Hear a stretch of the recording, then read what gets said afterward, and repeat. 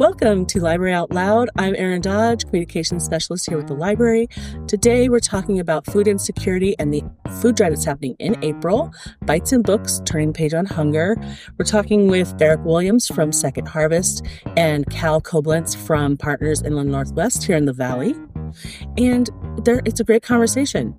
You're going to want to stick around.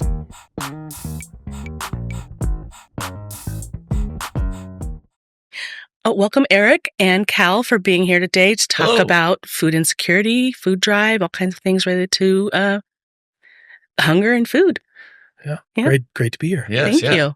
I want to get started talking about your organizations, so Second Harvest and Partners in the Northwest.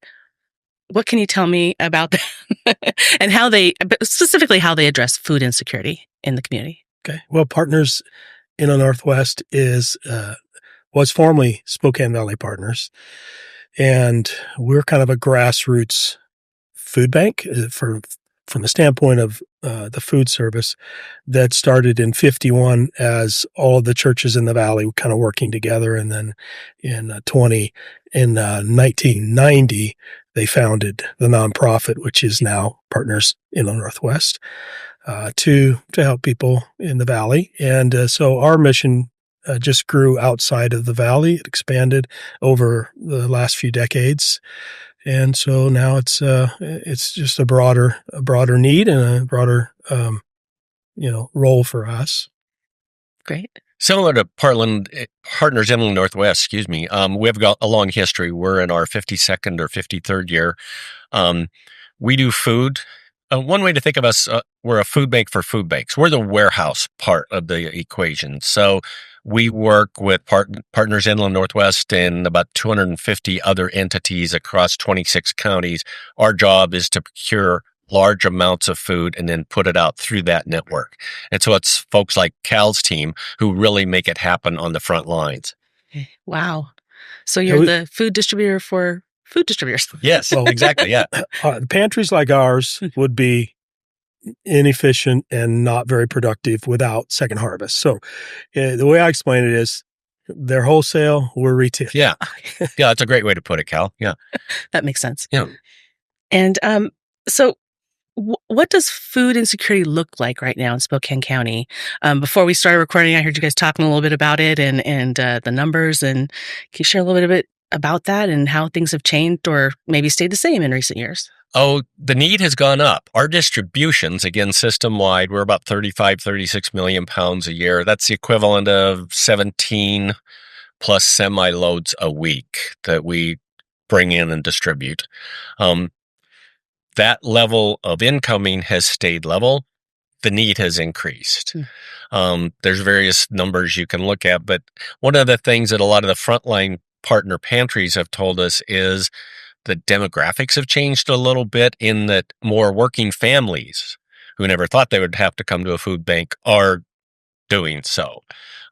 Now, very few of them take any actual data. That there's almost everybody in this arena is very low barrier. They aren't asking, hey, what's your address or any that sort of thing, but they know their communities really well. And they're saying more and more working families are having to come in and access the food banks. Yeah, I think that's accurate. And our kind of normal service in the past, prior to COVID, probably was about a third children, a third elderly on fixed income, and a third working families. And now it's probably in a half working families, which is common that I hear from other pantries and other food industry people as well. So it has changed in that regard. Can you talk a little bit? This makes me think about the misconceptions of what food insecurity is and how people become food insecure and what is food insecurity? Can you talk a little bit about that? One of the biggest misconceptions is actually letting not how outsiders view it, but how you yourself, it's okay to go to a food bank. All right. A lot of people are resistant for stigma reasons. That's understandable, but we really encourage them to work through that. And if you need food, our main criteria is if you or someone you love is hungry, we're going to do everything working with teams like Cal's to do what we can to get you food. Yeah. Yeah, I think that is a big part of it. We get asked the question sometimes, well, how do you know somebody's not taking advantage of you? And people don't want to go to a food bank. That's why, because most people don't want help until they really need to get it. But what I think what food insecurity also can look like is I'm not going to ask for help. Therefore, I'm going to buy less nutritious food that's cheaper. Or I'm going to eat less food. I mean, we've had testimonials of children that didn't have enough food on weekends, and an older sibling would forego part of their meal so their younger sibling could eat, right? That's food insecurity. Right. They may not be going to a food bank, but it's experienced across the family, and they make these adjustments in order to, compensate. Well, and the high processed food can sometimes be cheaper. Yeah. And so, yeah, true. Yeah. Yeah. And a lot of, so I've had the honor, I think, of cleaning onions. Yeah. With a previous employer, and coming out for, I think it was 2 days, and we got to clean some. My eyes were watering a lot. Yeah. You were emotionally moved. I was moved. Yes. But so that's another, I was just thinking about, you get the whole foods, you get the fresh foods, you get nutritious food from the food banks. Well, I want to speak to Second Harvest a bit, because one of the trends that I'm learning from them as well is a move towards what's available is more perishable food and less shelf-stable food, right?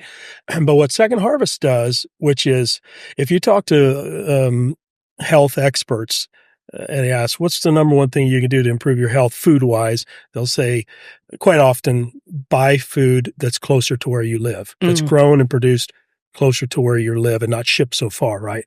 That's kind of what they do, is they have relationships with local growers and local producers that bring in from the local network of food. I mean, I don't want to speak for you, but no, it's great. Yeah. I see it that way, as it's healthier. People often think you're going to get something and it's not going to be good food at the food bank. They're going to give you donuts and, something that you don't want, but that's not necessarily true. And what we're seeing now is a lot of just really healthy staples in perishable vegetables, grains, eggs, dairy. Meat is the difficult one, but yeah. So I think there is an effort towards that. Great. So between 88 and 90% of the food that we distribute is privately donated. That's a surprise to some people.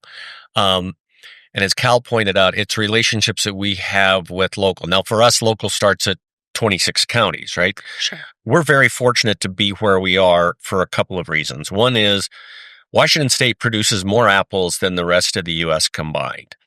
Washington and Idaho, we also serve part of Idaho, are number 1 and number 2 in potato production, very high in onions. And the generosity, whether it's those or the processors or the grocery stores, are what make things possible for us. And the vast majority of that donated food, as Cal said, actually it's moving more and more towards produce, which from a health perspective is great. What's challenging is a lot of your little food pantries, if you're in Orient or Republic or whatever, a lot of those, are run by volunteers, which is great. But also, they might have a fridge just like you or I have at home and not much other capacity for that. So they love the produce, but they also need, just to sustain their community, they also need that shelf-stable food, which I can get into more if you want, but that's getting more and more difficult to obtain.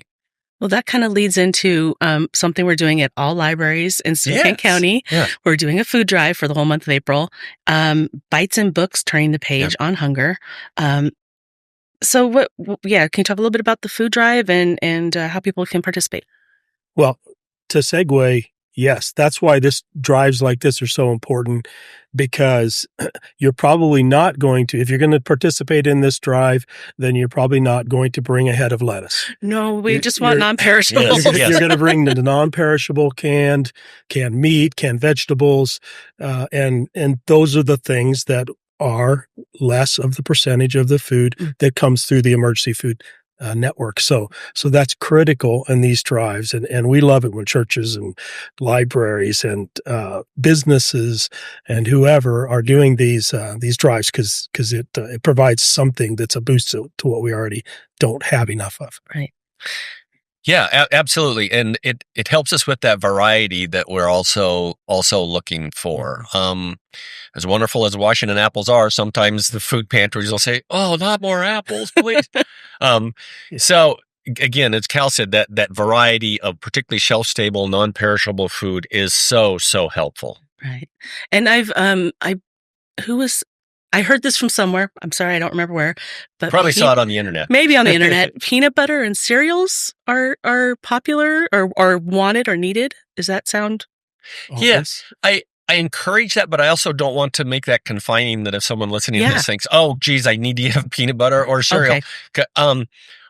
Anything that is shelf stable and nutritious is great. And we all like variety. I mean, if it's canned tuna is fantastic. Some people like it, some people don't. So all of those sorts of healthy, nutritious, shelf-stable food, it can be peanut butter, it can be cereal, or it can be almost anything else. Yeah. Pasta. Oh, yes. Pasta's great. Canned meats, like you're saying, tuna, chicken. Yeah. Yes. Yeah. And I would say if you want to participate, then go look for the sales and maximize your dollars, That's smart. That's a great idea. Yes. Yeah.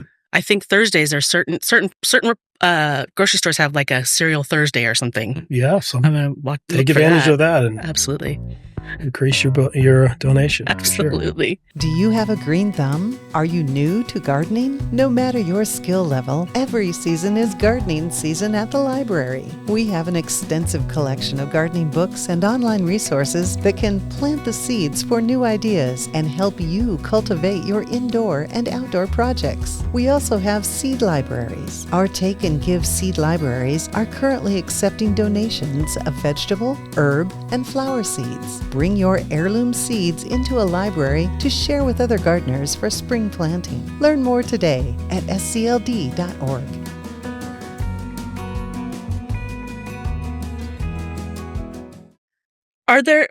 Talking about what is needed and what, so we talked about a few things non-perishable. Is there anything people overlook that could be, something that they could bring? Oh, well, as Cal mentioned, meat is really important. If you're a vegan, you're probably not going to provide meat, but that sort of protein is really difficult to obtain and it's relatively expensive. Okay. So that's greatly appreciated. Yeah. And then protein in other ways like beans, that sort of thing. Okay. Yeah. For example, on beans, so like beans and oats and rice, we buy in what we call a super sack. It's a great big sack. It's like the pallet size, right? Oh, bigger. Bigger. Yeah. Oh, okay. So they come in on a semi, and then we break those down. We volunteers break those down into family-sized portions. Okay. And we spend about 50 cents on the dollar. If we were to go buy those family-sized portions, it costs us twice as much. Yes. So I'll segue a little bit. People often ask, which is the best thing to give? Money, food, or your time? And the answer is yes. All three. So, for example, volunteers are crucial. We have about 56 employees and about 900 volunteers. And Cal has a similar, very strong volunteer cohort. If it wasn't for the volunteers, well, double, triple, quadruple our costs and substantially reduce our ability to bring that food in and get it out to people. So all the things work together to help us do the work. And so for those who want to volunteer, we'll have links in the description for this podcast, but they should just, in the Valley, Partners and Second Harvest for, where are you guys located? Just go to the number 2-harvest.org. Yes. And it's easy. Just click on the volunteer tab. I can even navigate that. So, yeah. And we both have online signups for that. So, great. Real easy. And, I've like we were talking about, I've done some onion cleaning and bagging, and I find it satisfying, right? You're doing something physical. You know, you're helping others. Yeah. You're putting in your time for something good. The volunteer experience can work in a couple different ways. Okay. One, if like you just retired. Well, not you just retired. Okay. You've been retired for a year Yeah. and you're looking for something to do and you want to build some relationships and do something meaningful. So that's a thing, but it's also, and we get, and probably, Second Harvest is exact and Eric can talk to that. So there's probably a lot of that, but when groups come in, like we want to do something as a group, we both have experiences and opportunities to come in as a group, do something meaningful for an hour or 2 hours, 4 hours, and look at the pallets of stuff that you produced that you know are going to go. So that can be a fun team building kind of exercise too. Right. Yeah, a couple of other things on volunteers, like Cal mentioned. Some people will come in as a group. It's also interesting to see people who just come in one or a couple or something. They come in a couple of times and they almost form their own groups because they love working with, hey, we met Fun. this other couple and that. And after a while, there's this informal group that comes in on Thursday afternoons. And Tuesday club. Yeah. Yeah. We had a group, used to be called the Mixed Nuts. But another thing about volunteering is I worked at Second Harvest for about 4 months before I realized this cohort of 6 or 8 people weren't full-time employees. I mean, it's Andy, for example, I'll show up at 6:30 in the morning and he'll be there, right? Or several others are there at least 4 days a week. That's just a wonderful, wonderful group of people who are incredibly dedicated and again, who help us get this work done. Wonderful. Yeah, we have volunteers that have keys to the building. Oh, wow. That are on our insurance to drive our vehicles. I mean, some they are basically employees. Right. I mean, they treat the job with that level of accountability, which is, I don't understand that. That's that is amazing. Yeah. Well, great. Now, Partners does a little bit more than food. You want to talk about the other things that you provide? Sure. We're a food bank, clothing bank, diaper bank. Okay. So, and we do emergency assistance. So we help with utilities for Modern, Vera, and Vista. And if we have funding, sometimes rental assistance, but that's hard to come by. But yeah, so the food pantry part for the food bank network, food pantry network for Spokane County, Partners distributes now about 26% of the food. So a fourth of it comes out of Partners for the 20 some pantries that are in that network. So it's pretty substantial and that has changed over time. It's just kind of grown. And the Valley is also growing rapidly. So the people that come to us that way. And then the clothing bank is massive really. And people have been often they say, how do people know to bring you clothing? And it's like, this is, 10,000 years of evolution. Just people in the Valley know to bring clothes to Partners. It's like it's been happening since the 50s. So we don't advertise. In fact, sometimes we say, enough. It's like generational. It's generational muscle memory of because they want clothes to go somewhere where it's given away for free and isn't sold. So that everything we give is free, just like Second Harvest. But that's about 2,000 pounds a week that comes in clothing. So that's something. And the diapers are the thing that is very exciting for us because we took it on as an extension of what a high school student had started in the Valley, Jesse Sheldon. And he grew up and moved off and they said, hey, would you take this over? And so now we've grown that just based on need because we're the only diaper bank in Northeastern Washington, North Idaho. There's one in Boise. There's one in Tri-Cities, but neither of those 2 diaper banks really go outside their region. And so, and we communicated with them and they're like, yeah, we're happy for you to expand into other counties. And so a lot of these rural counties it's really difficult to get resources into rural areas. And so, that's a network of partnerships and that's just grown and we're just getting ready to go into Northeastern Oregon with our diapers, which is super exciting as well. Now, are these diapers for just children or any age? Do you have like the adult? For children. Okay. Yeah, we do adult diapers as we get them in through our clothing bank, and most clothing banks will do that as well. Yeah. I just really want to give a compliment to Cal and his team in that first, if you donate clothes or food or dollars to Partners, I mean, we are very thrifty. you give them something, they're going to maximize everything they can out of that.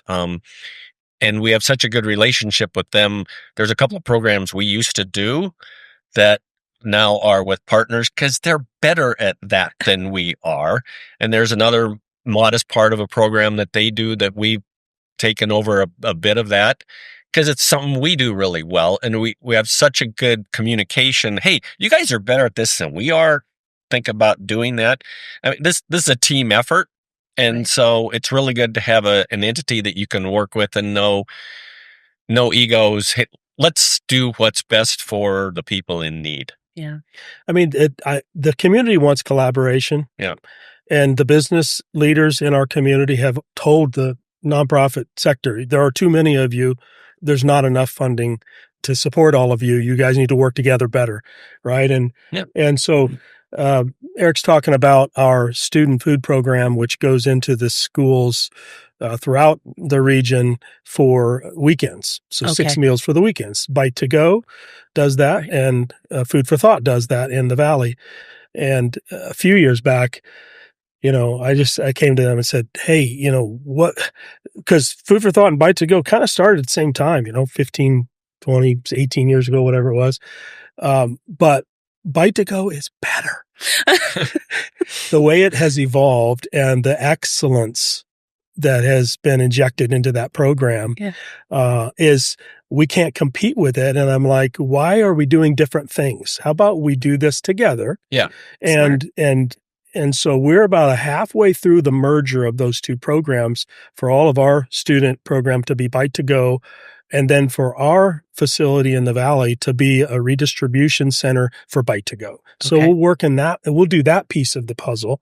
And then all the kids will get the same standard of care of food. And so, that's a beautiful thing. It's going to cost less to the community.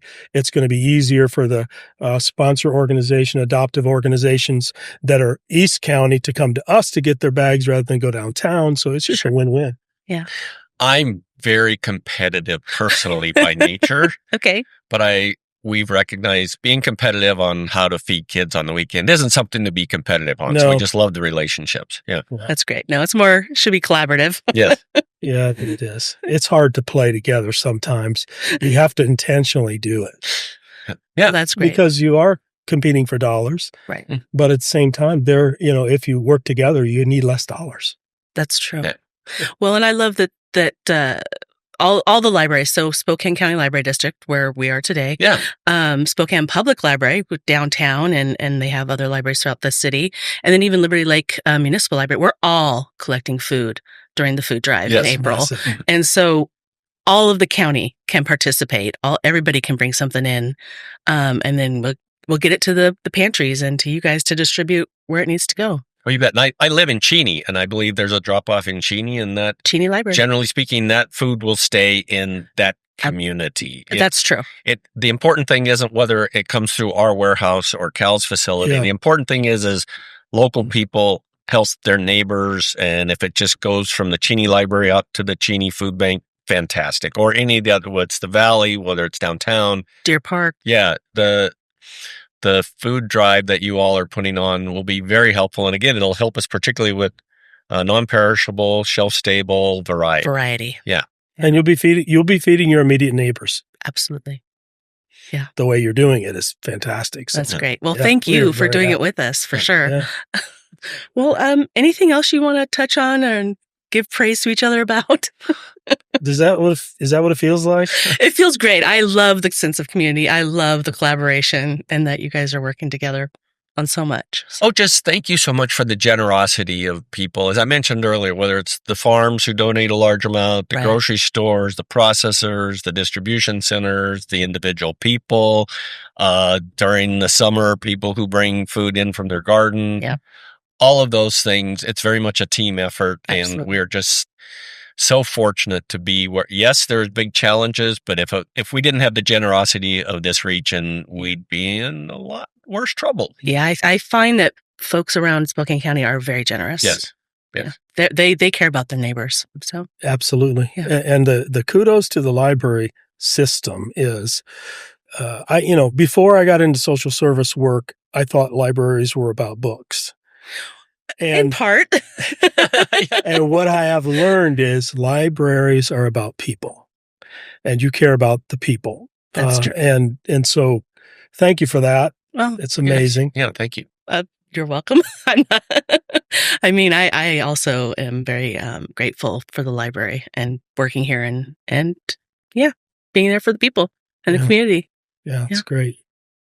Well, thank you both. Oh, thank you. I hope we get a lot of donations and we fill those boxes of food drive boxes and stuff. So Yeah, great. All right. Thank you. Thank you, community. Thank you. Yep.